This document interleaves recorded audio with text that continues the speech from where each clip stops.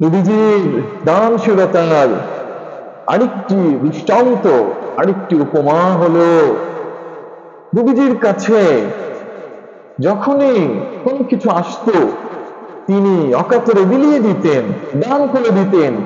নিজের কাছে কোনো কিছু রেখে দিতেন না, কোনো কিছুই রাখতেন না। আসার সাথে সাথে বিলানোর ফিকির করতেন।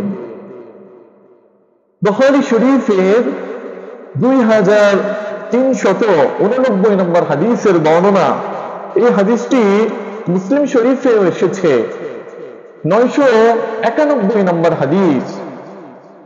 নবীজির বিখ্যাত সাহাবী হযরত আবু হুরায়রা রাদিয়াল্লাহু আনহু বর্ণনা করেন, عن أبي هريرة رضي الله عنه قال قال رسول الله صلى الله عليه وسلم لو كان عندي مثل أحد ذهبا। নবীজির বিখ্যাত সাহাবী হযরত আবু হুরায়রা রাদিয়াল্লাহু আনহু থেকে বর্ণিত, নবীজি বলেন, আমার কাছে যদি উহুদ পরিমাণ, উহুদ পাহাড় পরিমাণ স্বর্ণ থাকে, لسرني ألا يمر علي 3 ليال وعندي منه شيئا।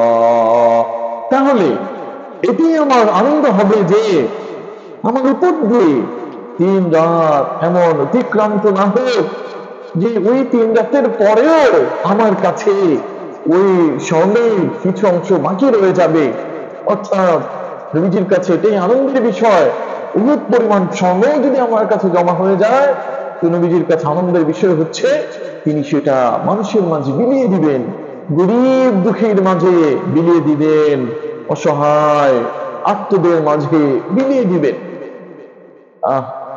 নবীজির সিফাত, গুণ এবং নবীজির দানশীলতা, বদান্যতা, মহানুভবতা কতটা উচ্চ মার্গের, কতটা উন্নত।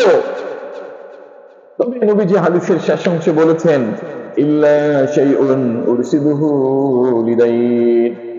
হ্যাঁ, এই বিশাল পরিমাণ স্বর্ণ থেকে আমি যদি রাখতাম, তাহলে অতটুকু পরিমাণ রাখতাম যতটুকু দিয়ে আমি আমার ঋণ পরিশোধ করতে পারি। সুবহানাল্লাহ, যতটুকু দিয়ে ঋণ পরিশোধ করা যায় অতটুকু শুধু রাখতাম, যদি রাখার প্রয়োজন মনে করতাম। অন্যথায় পুরো সম্পূর্ণটাই আমি আল্লাহর রাস্তায় বিলিয়ে দিতাম, দান করে দিতাম, সদকা করে দিতাম। আল্লাহ পাক রব্বুল আলামিন নবীজির এই প্রিয় গুণটি, মহৎ গুণটি আমাদের সবাইকে অর্জন করার তৌফিক দান করুন।